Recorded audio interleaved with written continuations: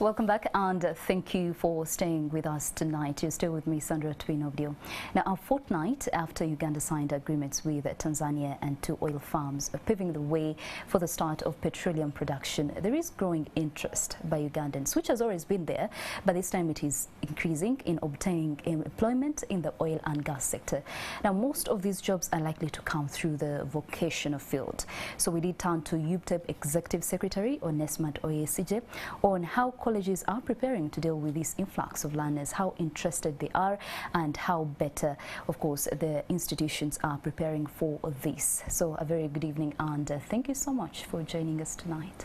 Good evening, Sandra, and good evening, our viewers. I want to thank you for hosting us.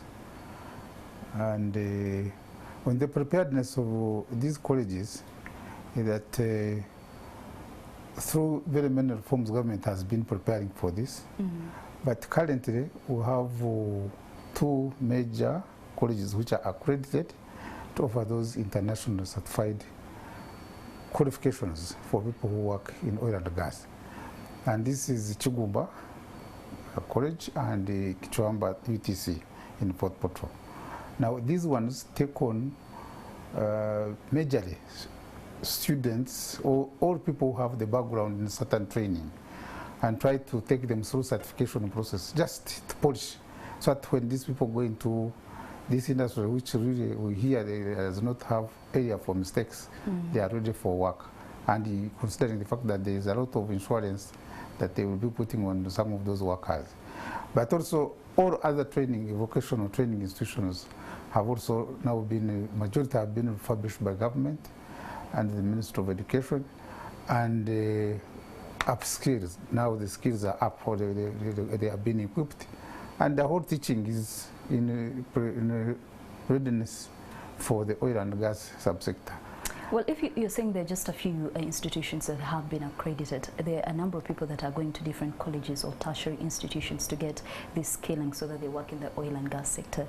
What happens now that there are few colleges or institutions that are accredited? What happens to the other number? Now, oil and gas is a special industry in that for them, they have their own certification process.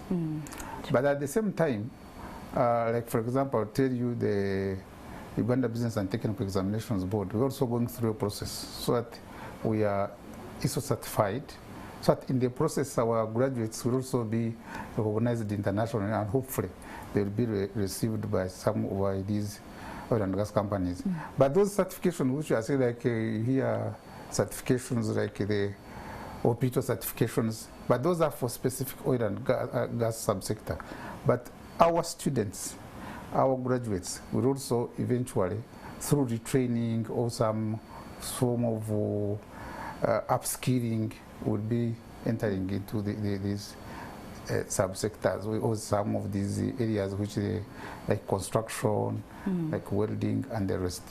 We're glad to know there are reforms that are actually happening, but the other question that could be on the minds of the people watching us tonight, how ready are they institutions to take in the influx of people interested in this sector? How ready are they, regardless of everything that has been you've said already? Would you say they're ready? Thank you very much. Considering how ready our institutions, for almost for the last 10 years, there has been a deliberate effort by government to look at vocational training. And when you look at it, by 2008, there was enactment of the UBTEB Act. From that time, 2008, there has been that deliberate effort. And what the government has done is that if you look around, most of the institutions have been, some have been constructed, they are new. Others which were there, or they have been refurbished, they have been equipped very well. And that readiness was there. Then recent, of course, there has also been reforms highlighted in the TVET policy 2019, and these ones have those two policy documents, the BTVET Act, the TVET policy 2019, have also redirected the whole training and delivery of these courses. Even the creation of the Uganda Business and Technical Examinations as a result of those reforms which have been there. So government is prepared. The institutions are prepared. Not all of them, but the majority are prepared.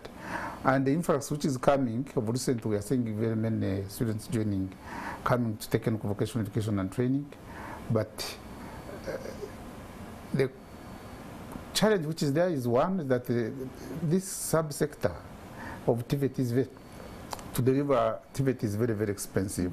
So sometimes students without subsidy from government, and being that there are many coming, sometimes they are not taken on. But we're also working around the clock to ensure that maybe in future we'll look at how we can subsidize this type of education, since it is now the area where we can see that it can solve most of the problems of unemployment in Uganda. But as far as readiness, most of the institutions are ready, the instructors are there. What's remaining is, can we take all of them? No, we can't. Well, you also recently introduced the modular assessment method, of course, to look into your curriculum. Do we have enough assessors to look into it? Do we have enough of those? Thank you. Now, on the modular assessment, this is also part of the reform. A reform majorly which was highlighted in TVET policy 2019. It came out clear on the issues of modes of delivery of technical vocational and training, the prayers, then how we can ensure that all the people who want skills can come into formal training institutions and train and get the skills. And we have done that in that we want to ensure that we look at the current curriculum which is being offered. We tease out areas which we feel that once this person gets these areas very well, will come out with requisite skills, either to employ him or herself, or can we use those skills to go and work. But majorly we also emphasize the issue of self-employment, as there are no jobs. So we have rolled out this form of assessment for all basic training institutions, which we call vocational skills development centers, the lowest level, and also have rolled out for the national certificate, those who earn the certificate after senior 4. And we have opened up these training institutions now. It is no longer that you have to get few children, but all people who want to do short-term module can come and do the module.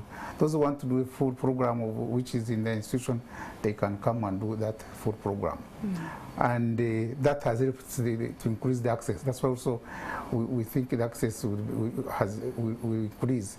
In that, to do the whole program might be expensive for one person, but to do a module, can do one module, and once you pick these skills in that module, and we assess you and certify that you have those skills, then you can go and employ those skills and earn yourself a living.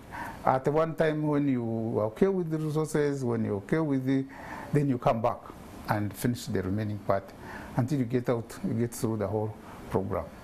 All right. Now, UBTEB has been around for 10 years. I believe there are quite a number of achievements that you speak so proudly of. We would like to hear some of those. But also, for the next 10 years, what should we look forward to? One of the achievements I would put forward is that there is recognized assessment in this country. At one time, UBTEB was demand-driven. At one time, we didn't know who has done what and for what time or what. But with the coming in of this examination board, now you can know if you are meeting somebody and say, I have a diploma. What time, where, what did you say? You can get the content, what you study, you can assume the skills. So for that, we have been in existence for 10 years so far. If in terms of human being, 10 years, the child is in P4, can walk and the rest, and if they now can walk when it's wrong. We've been through mentorship of other organizations, like our mother organization, UNEP, but now we can do that. And we are looking at the next 10 years, we shall find a very strong single assessment board in this country. Internationally recognized, certified, so that when we assess people, certify them, award them, they can go and work anywhere in the world. That's what I'm saying. We look forward to that. 10 years has been also a very good experience, and I think we can help this country to achieve one of the objectives of ensuring that when people finish school, they get employment. They go with skills, not necessarily with papers. Great. Thank you so much for joining us, Mr. ONESIMUS OYESIGYE. You do give us very good things to think about.